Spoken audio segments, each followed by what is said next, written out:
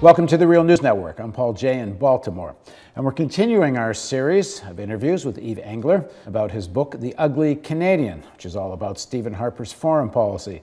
And this week we're going to talk about Haiti. Thanks for joining us, Yves. Thanks for having me. So there's a controversy brewing in Canada as we speak. The Minister of International Cooperation and Trade, I guess his name is Julian Fantino, who used to be the Ontario Police Commissioner. People may have heard his name on the Real News because he used to be involved. He was very involved in the G20 events that led to the arrests of over 1,000 people. But now he's a minister in the Harper government. And he announced that CEDA, which is the arm of the Canadian government that gives money away that's supposed to be used to reduce poverty, he's saying CEDA needs to work more closely with, facilitate, perhaps and even co-invest with Canadian mining companies and energy extraction companies, and Haiti is one of the targets for this. So what is this controversy all about? Basically, about a year ago, CEDA announced a number of projects for Canadian NGOs like Plan Canada, World Vision, to work with mining companies like Barrick Gold, IM Gold, in places like Burkina Faso, in Peru, and basically the public aid agency, the Canadian International Development Agency, is putting up millions of dollars for projects whereby the NGO works with the mining company in the local community where the mining company is operating. And basically, it's a credible financial inducement to NGOs to work with the mining company because so much, millions of dollars of public money is being made available. But basically, the point of the aid projects is to pacify local opposition to the mining company. And what's happened in recent days is that Fantino, the minister, has come out, made a couple of public declarations saying very explicitly, this is the new direction for CEDA. These previous projects were announced about a year ago, and there's been a fair bit of controversy about them. But now there's sort of a solidification of that process, and conservative MPs in the Standing Committee on International Development in the House of Commons have put forward a report saying that they would want to solidify the relationship between the aid agency and the Canadian extractive industries. And so there's a real controversy around it. There's all kinds of elements of sort of embarrassment to the minister. He seems very ignorant about most of the issues. He's been sort of shown to be ignorant by opposition members of parliament. But I think it's a disturbing trend within the Conservative government of further politicizing aid money. There's been a whole bunch of NGOs that have had their budgets cut over the past years because they were challenging Canadian mining companies abroad because they were standing up for Palestinian rights. And so there's been a sense of the real politicization, further politicization of Canadian aid.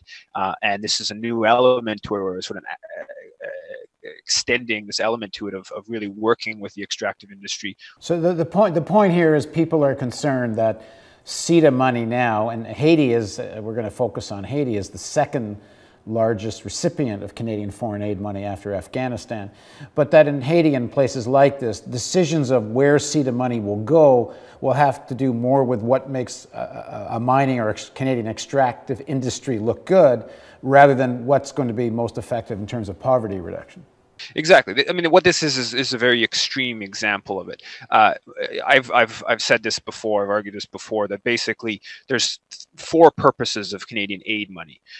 This goes back historically, and continues today. The first purpose is a tool of geopolitics. It's a way of supporting certain political forces and countries that are more amenable to our interests, to propping up, so let's say the right-wing Colombian government in the face of a leftward shift in Latin America, which is one of the things that's taken place in recent years.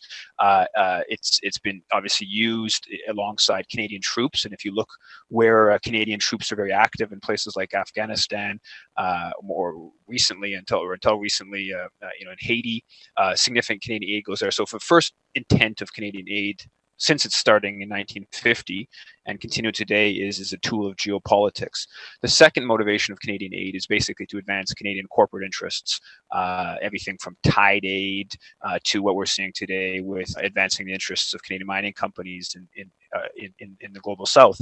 The third motivation of Canadian aid is to co-opt Canadians, sort of particularly young Canadians, into being more sympathetic towards Canadian foreign policy and sort of moving people more towards a sort of NGO model rather than a more resistance model towards a Canadian foreign policy.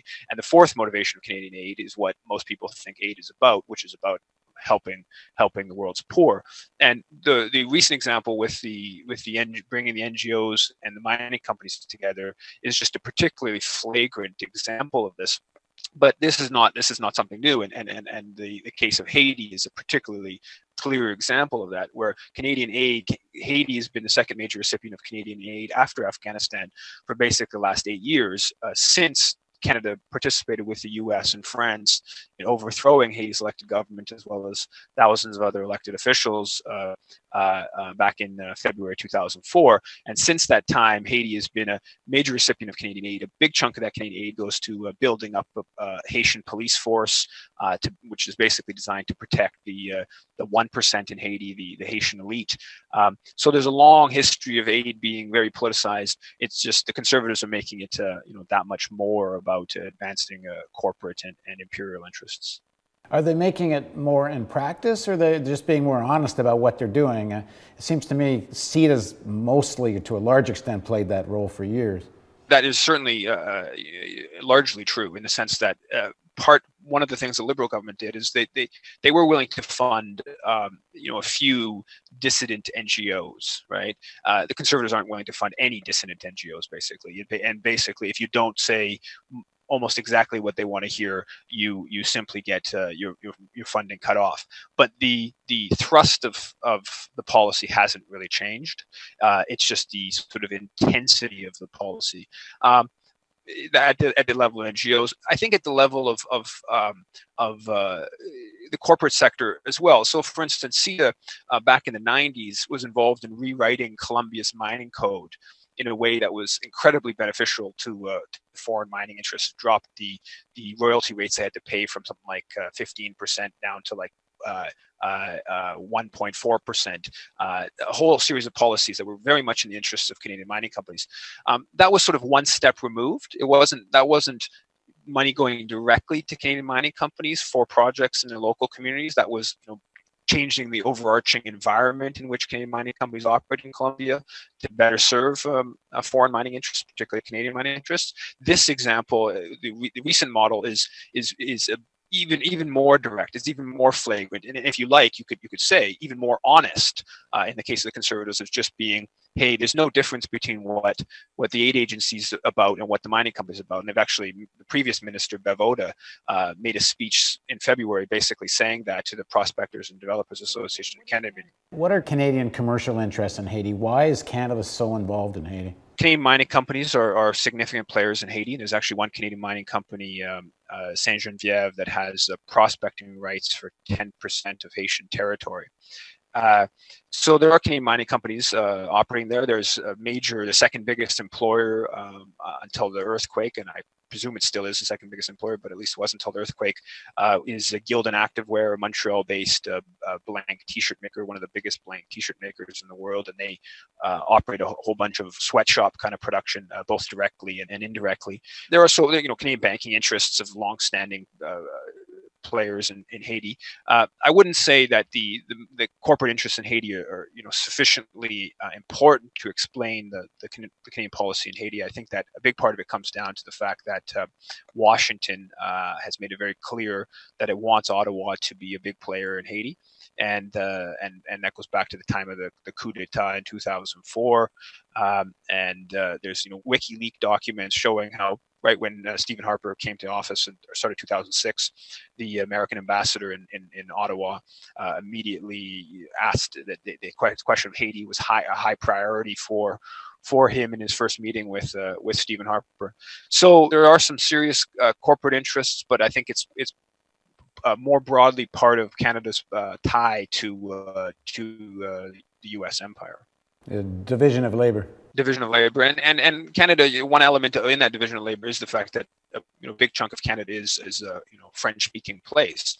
So there's some sort of added relationships between Quebec. A very big Haitian community in Montreal. Exactly. There's about 100,000 people from the Haitian diaspora in Montreal, and so there's relationships there, and there's it's often Canadian Quebec officials really that are, when we talk about Canadian policy to Haiti, it's really generally Quebec politicians, NGOs, businesses, police, etc., that are operating in Haiti, and the language plays a role, and long-standing ties, even from the Catholic Church ties that go back. Are there some positive things coming out of current Canadian poverty reduction investment or policy in Haiti? I've been to Haiti a couple of times, and you can see individual projects that will be beneficial. Seeing a school that this Canadian aid agency is helping out. So there's certainly examples. There's funding for since the earthquake, funding for camps. The people who were displaced that are beneficial, but if you have to look at the policy in its macro, and the policy in the macro, the point of the aid money is to advance Canadian interests, and since the time of the coup d'etat in 2004, Canadian interests have been very clearly on behalf of the small Haitian elite and have been against the majority impoverished of the country, and so lots of Canadian money goes to supporting the UN military force in Haiti. Well, that's a military force that has been there to basically protect the Haitian elite. It's a force that's brought cholera, that's been involved in shooting on demonstrators, all kinds of human rights violations that have come with that UN force.